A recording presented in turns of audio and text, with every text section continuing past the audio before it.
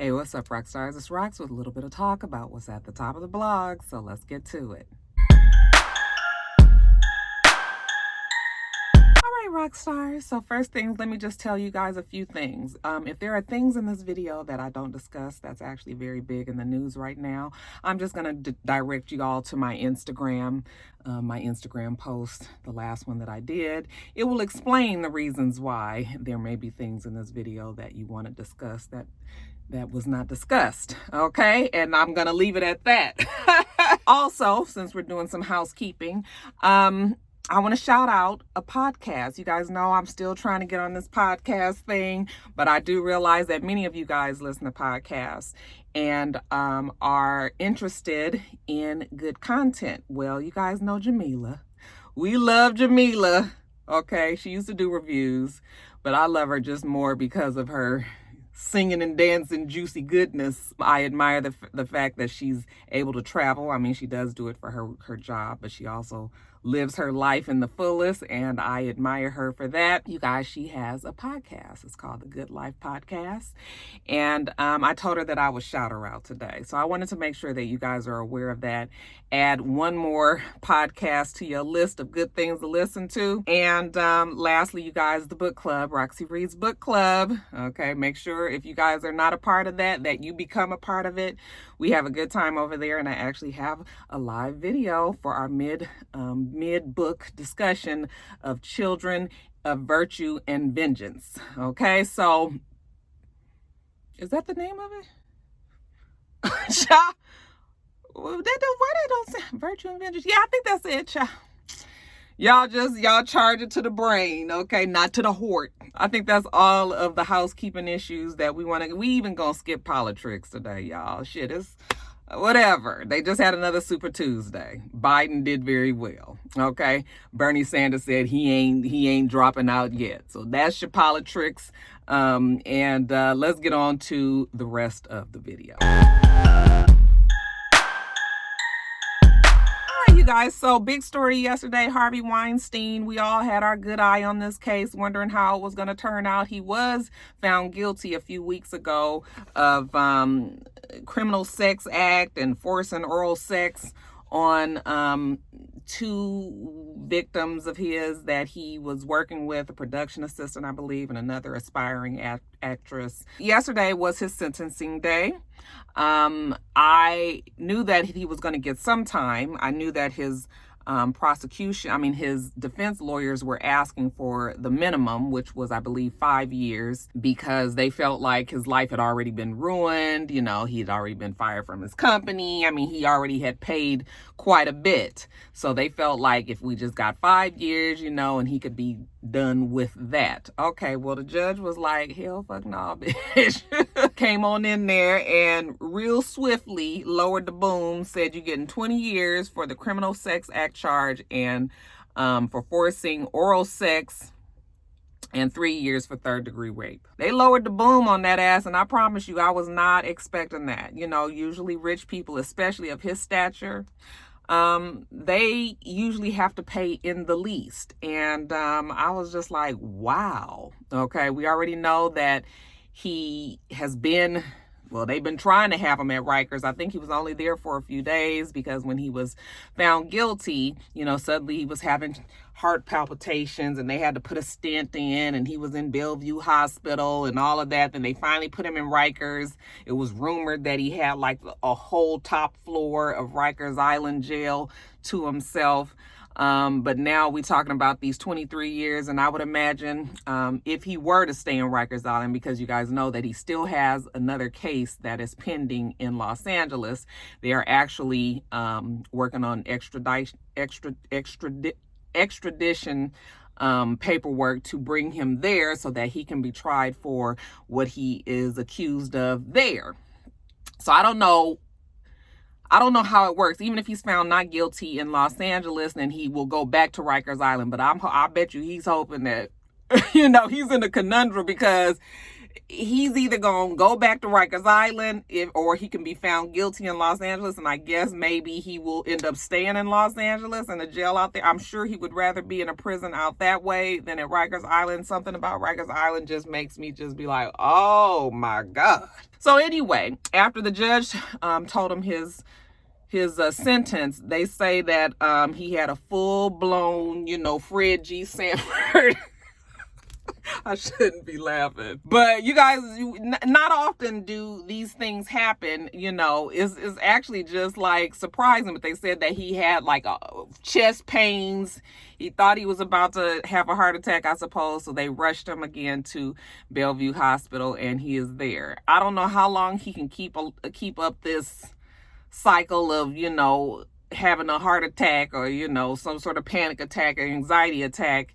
I was talking to my friend yesterday, and she was like, oh, he want to act like he's so sick. I said, girl, I'm sure that ain't no act. Fuck, if I knew I was going to Rikers Island for 23 years, that I definitely would be having chest palpitations at the least too. So it's not an act, but what do you want us to do about this exactly? His lawyers were very upset, as if they did not know that they, were defending somebody that had done some horrible things to many, many women. And now we just had 2 women that they, focused on in this trial, but you guys know there were tens of women, close to 100 women that came out and said over the last 30 years that Harvey Weinstein had, somehow one way or the other sexually assaulted them or sexually harassed them, okay, or intimidated them,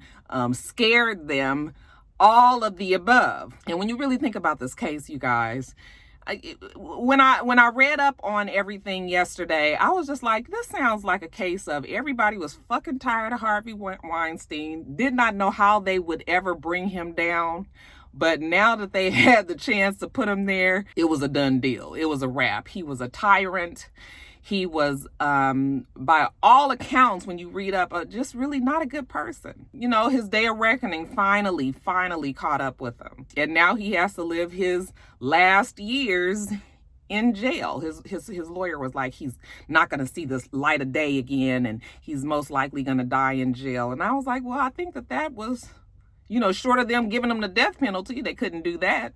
Okay, I think the plan was for him to not be able to get back out in them Hollywood streets and do the things that he has been doing for the last 20, 30 plus years. Okay, so even 40 years, I think one of the cases was like in 79 or something like that. Like, he been raising hell and acting a fucking fool out there for years and years and years and years. Had gotten so powerful that he was to the point where he felt like he could do everything, do anything, okay? And then was all on this whole, don't look at me, don't talk to me, don't, if you're not on a certain level, you can't even approach him. And yeah, it just got to be to the point where they was just like, here's our chance, okay? And yeah, he got to go.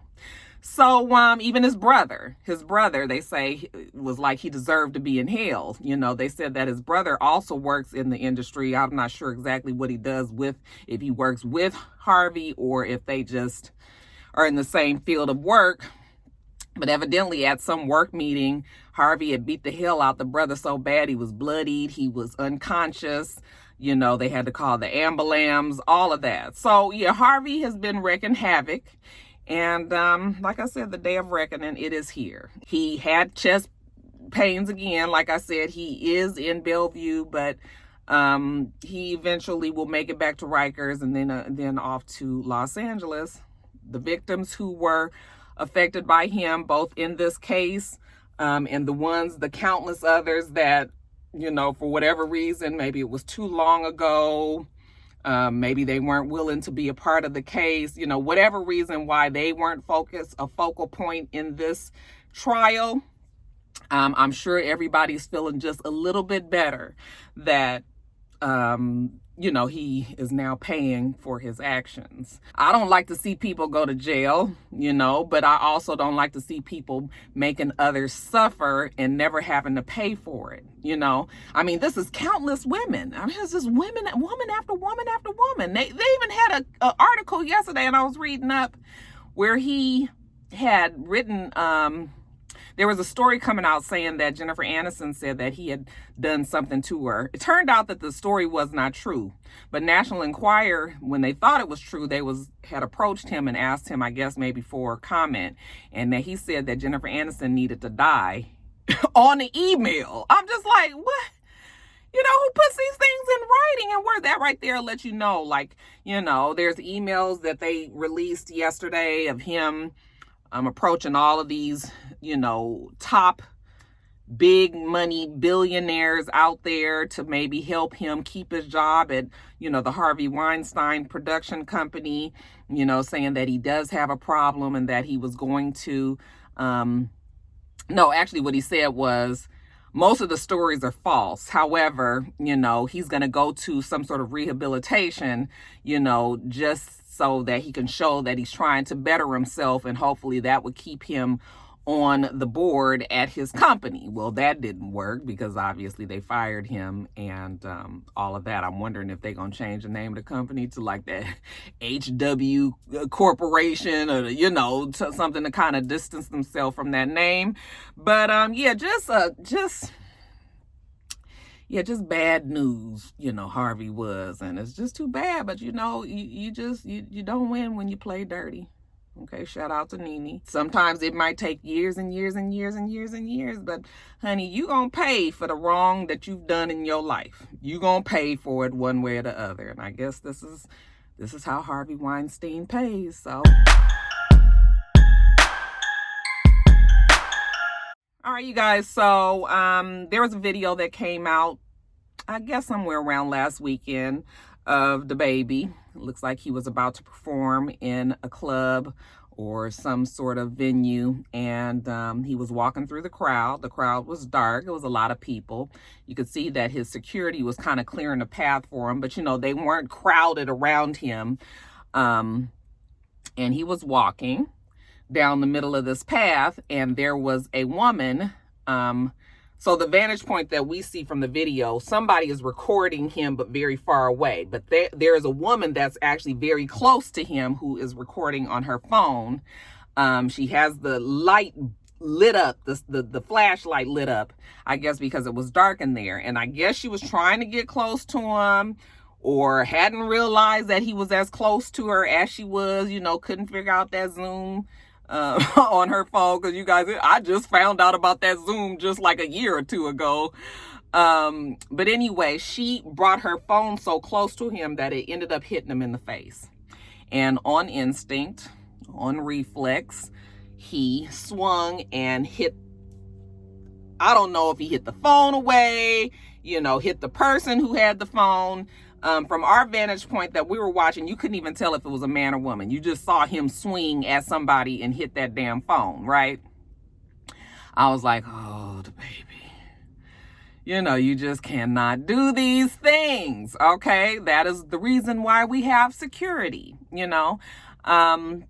You have fans, some of them a little bit more aggressive than others, and you just kind of have to, you know, you have to be prepared for these kind of things. However, nobody wants to get hit in the fucking face with a phone, right? Nobody wants that, especially it's dark. You know, you don't really know what's going on around you. Next thing you know, you just get bopped in the face.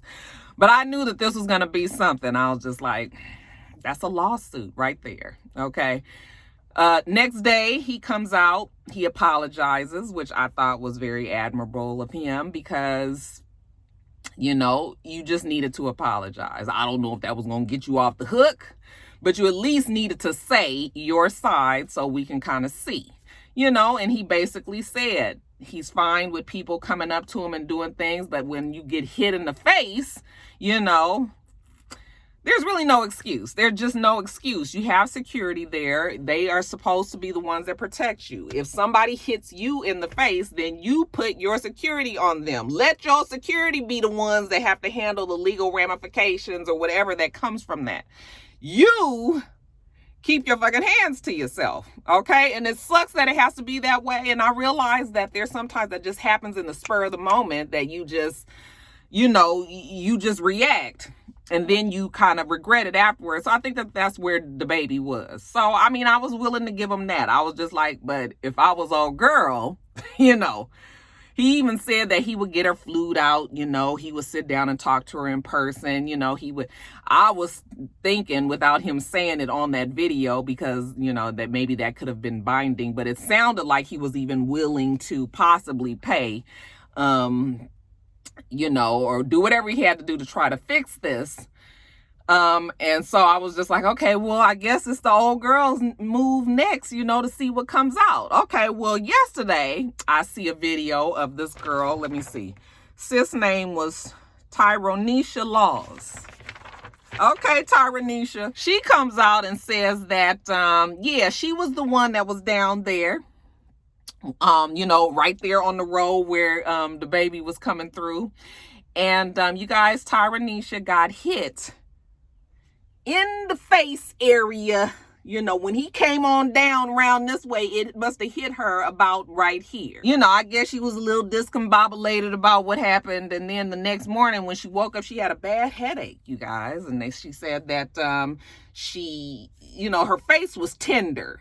And I was like, well, yeah, I guess if you get the heel slapped out of you, then, you know, maybe that would probably. So she took it on down to the doctor's office, and she was like, the doctor said I had a, you know, I was diagnosed with contusions. I was like, isn't contusions just like a scrape or something? I mean, but not that, you know, if I was her too, I'd have been like, I got a contusion too, child. I got 10 contusions. Nigga, to contusion here, contusion. You know, she said she was diagnosed with contusion, and that, you know, she was battling this headache and this, that, and the other. Stop short of a concussion. She kind of sounded like she was trying to allude to that too, but, you know, she wasn't diagnosed. It was just on contusions, y'all. I like saying that word, contusions. But anyway. So, child, I'm thinking that this was the girl that got slapped. Oh, no, honey. It come to find out that Tyronisha was standing next to the girl who had the phone. I said, Tyronisha. Now, the baby has, he had put out that he wanted, you know, a person that might have had a different vantage point to send him the video, because they were trying to show that, you know, first of all, that he only hit the one person who had the phone and not this new bitch. I mean, I shouldn't call her a bitch because I don't know her, but there's not this new girl that then came out the blue, Tyronisha, saying that she was also hit by the thing. So I haven't seen this. Evidently there's another video, and that they enhanced it so that they can actually see what's going on, and that he did only hit the person that was holding the phone. Okay. And that we don't really know what Tyronisha's, and, you know, maybe it was the wind when it was coming by real fast, you know, maybe that got the contusion happening with the wind. Sometimes that wind be so forceful. But I was just like, I mean, I guess if you gonna try to get your little monies, you know, you come out with your contusions and headaches and whatnots. But evidently the girl who actually had the phone, either she hasn't come out or she has privately spoken to the baby and his team. You know, we don't really know still what's going on. In the meantime, we're going to see if Tyronisha Laws, if Miss Laws is able to get to the bag like it looked like she trying to. I mean, you can't hate a bitch for trying, now can you? Nene Leakes was on Lip Service, which is a podcast that Angela Yee has with some other women, talking about Real Housewives of Atlanta, you know, amongst other things. Just, you know, with Lip Service, they like to discuss things that usually have to do with women. But in an interesting part of the podcast, she starts to talk about her and Greg's relationship. I mean, I guess they could, I don't really know what's happening here. Okay. I started thinking like, well, was this the story that Wendy Williams was alluding to back when she said that Greg had done something so horrible, when everybody finds out that everybody's going to be on Nene's side? You guys, it's interesting how these stories weave together, sometimes over weeks and weeks, right? But evidently, Nene goes on to share a story about, some infidelities, possible infidelities that Greg has done. So supposedly she has a store manager at her store out here in Duluth, Georgia, and The girl has been working there under Nene, you know, close enough. She's a store manager, so I'm supposing that they have some sort of closer relationship. And evidently, she also had a guy that worked there who was friends with the store manager. They were pretty close. But it's somewhere along the line, this young man and the store manager fell out. And so I guess that created some sort of tension within the store. At some point, Nene decided to have a store meeting, you know, employee meeting with everybody there. And she said that the young man, the young gentleman, and the store manager kind of got into it. And he blasted her and said, don't even go there because you know I know all of your secrets. Okay. Then he went on to say, how about you let Nene know that you be FaceTiming with Greg all the time? Okay. I said, oh. So Nene in this store meeting said that she immediately called Greg. When Greg answered the phone, she says, so have you been FaceTiming? And supposedly she had him on the phone at the meeting right there with everybody in front of her, you know, but she called him and said, have you been FaceTiming so-and-so? And he did what, you know, a lot of men who potentially might be getting caught, you know, absolutely not. Of course not. You know, who said that? You know, he went on and on and on. Okay. And she was just like, okay, Greg. And she hung up the phone from him. But she said as soon as she hung up the phone from him, then said store manager's cell phone rang, who was sitting right there in front of Nene at the meeting. Okay. And we presume that that was Greg calling the lady. And so that seems to be a storyline that they are tackling now. Real Housewives of Atlanta only has like 3 episodes left, I believe. I think they're only doing 20 episodes, you know, and then they'll do the 3 reunion parts. So, I mean, we're going to have to get this show on the fucking road. And I mean, I'm guessing that we're going to be hearing about that in this next episode or 2. But, well, I mean, she's in Greece, so I guess they got to get back. But anyway, where all this coming from all of a sudden? You know, it makes you be feeling like you guys pulling these stunts at the end, you know, trying to make sure that you have a storyline that can carry you over into the next season. You know, when she was telling the story, she seemed very nonchalant about it, you know, and that it didn't quite upset her the way that she did. You know, she did mention in the podcast that she doesn't feel like infidelity is a reason to leave somebody, you know, not always. She probably would stay, but she says that she does what she wants to do anyway. Okay, now there's rumors also floating around that I guess she opened a store up in the Maine area. Was it Maine? I'm doing a lot of the story off of memory. So if that's not correct, you guys just forgive me. But I believe she opened another store up in that area. And supposedly she has a boyfriend out there. Okay. But of course, nobody has come out. No man has come out and said that he is Nene's side piece. We know that Nene and Greg are still together. This really sounds like stunts and shows, but, you know, we don't know. So that supposedly is coming up on Real Housewives of Atlanta. I guess we'll probably see it, not this next episode, but the episode after that. We'll see, you guys. What do you guys think about that story, though? Do you believe it?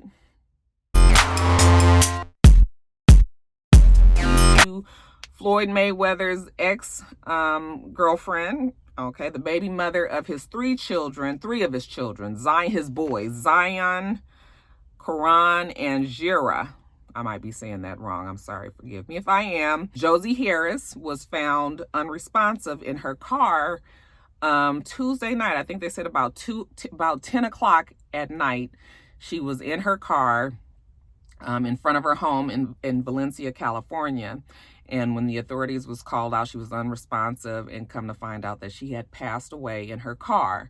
Now, she was only 40 years old, and we don't know exactly how she may have died. They have said that they didn't suspect any foul play. So they're not calling this a homicide investigation. They are calling it a death investigation, and I guess this is just when they're just trying to find out exactly how she may have passed. You guys do remember Josie Harris. I remember talking about this story years and years ago when she and Floyd had gotten into it. Remember, he went to jail for domestic violence. She was the person that he had beat up. Remember, the kid had jumped out of the window and went and told security that his dad was hurting his mom. This is the person. And, you know, they did have some turbulent relationship at the beginning, but it's been pretty much about 10 years since those two have been together. She seemed to have moved on with her life and was, you know, largely silent, doing whatever it is that she needed to do. They said she was an aspiring actress. She was raising her boys, you know, had went on about her life.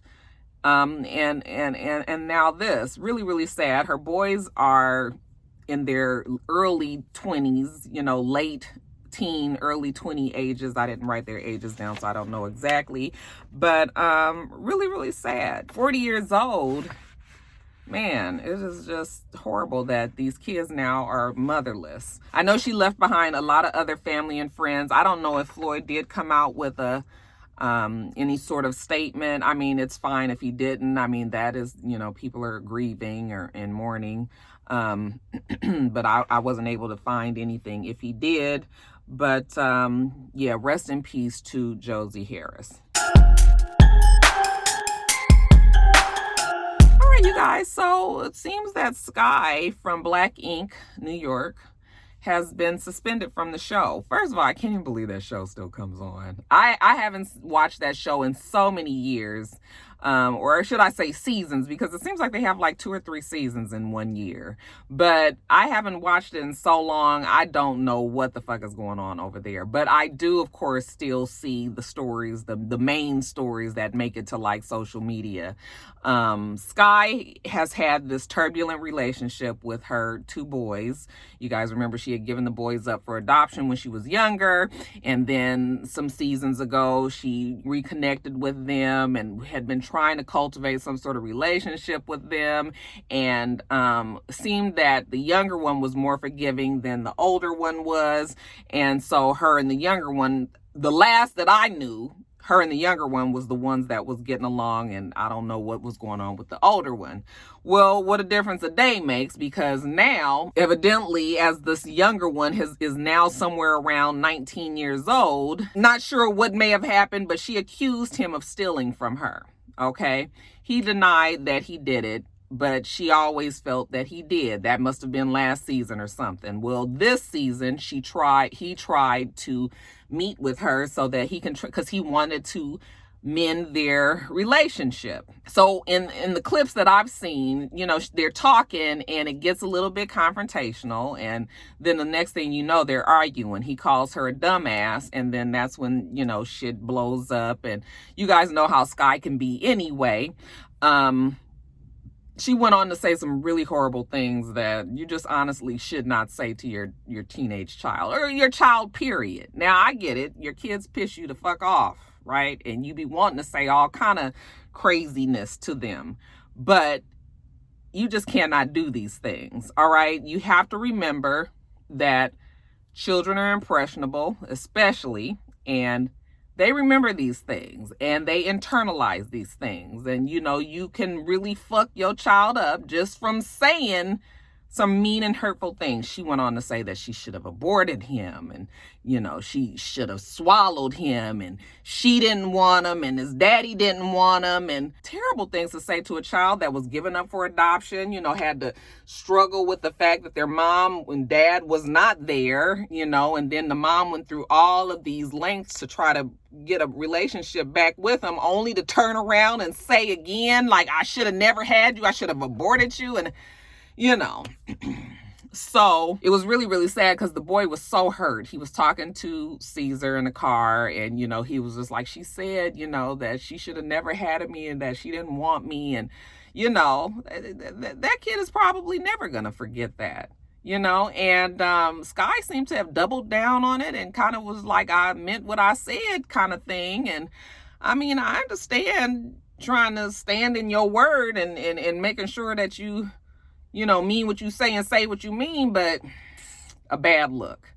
So the producers have suspended her. Now, I don't understand why the producers just suspended her. I mean, obviously they recorded this and they knew that this was coming.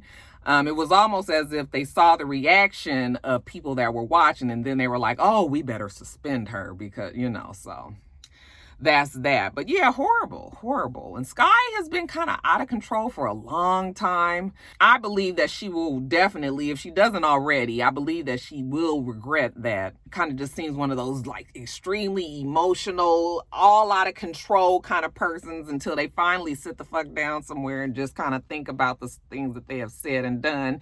That is who Skye kind of strikes me as. So, I feel sorry for her kid, but hopefully, he'll get some counseling. I mean, they all need counseling. Skye at the top of that list, but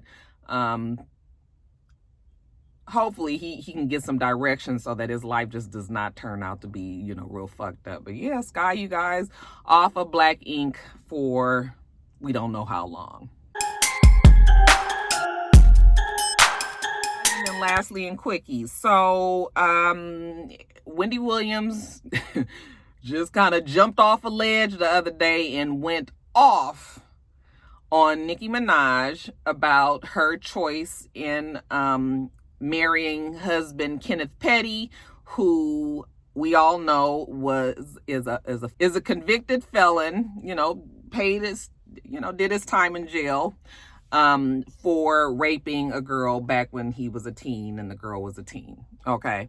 And Wendy Williams went on and on about how stupid Nicki Minaj was to marry him, that this has really tarnished her image, that she, shouldn't have done this. She even kind of brought up the fact, brought up also the brother and what he had done, and, just kind of ripped Nicki Minaj a new asshole. Said a lot of things that I'm sure a lot of people were thinking. It's been out there. I've seen a lot of comments that talk about Nicki Minaj and her husband and, the things that he's done, and her having to pay the price for their decision to marry. When I saw that, I was just like, ooh, what is Nicki Minaj going to do? You guys know that she is, she always is going to have a response. I thought that it was going to come much sooner than this, but I think with everything else that's going on, I have a feeling that Nicki Minaj is just kind of holding out. I know that she will address this 100% in her Queen Radio whenever she does get back to that podcast. I know that she's going to address this. Wendy Williams does her job. She pisses off a lot of people. It seemed like it had a whole lot more vitriol in it, though. I mean, it seemed like it was way more vicious than the way that she normally is when she's telling the story. And it also felt personal. So I don't know I think that there is pretty much a documented, beef between Wendy Williams and Nicki Minaj. But yeah, it sounded like she was like on the attack and not just trying to report a story. So I don't know, but I have a feeling that, yeah, Nicki is definitely going to respond on that one. And when she does, I will definitely tell you about that. Love is in the air. Okay, they say for Lee Boyd Malvo, if that name sounds familiar. If you were, around the 2002 era, we had some snipers. We called them the DC sniper. Turned out it was two men, an older guy. He was, I think, in his 30s or 40s. And then there was a younger kid. He was about 18, 19, I believe. He was with another guy, and they were terrorizing the Maine, Virginia, Washington, D.C. area for about 2 or 3 weeks. They were all in those states, and they were sniping, shooting at people, and killing them. People that were out getting gas, people that was at the grocery store, people that was running into the bank, they were sitting there having a good time, hiding in their car. Nobody knew where they were, and they were picking people off, shooting them in the head and killing them dead, like right then and there. So the fact that nobody seemed to know, then this was really kind of this was right around the time that more surveillance cameras. You know, we didn't have all of these cameras around like we do now. So they couldn't get a picture of them. They just never really knew. And then they ended up getting caught.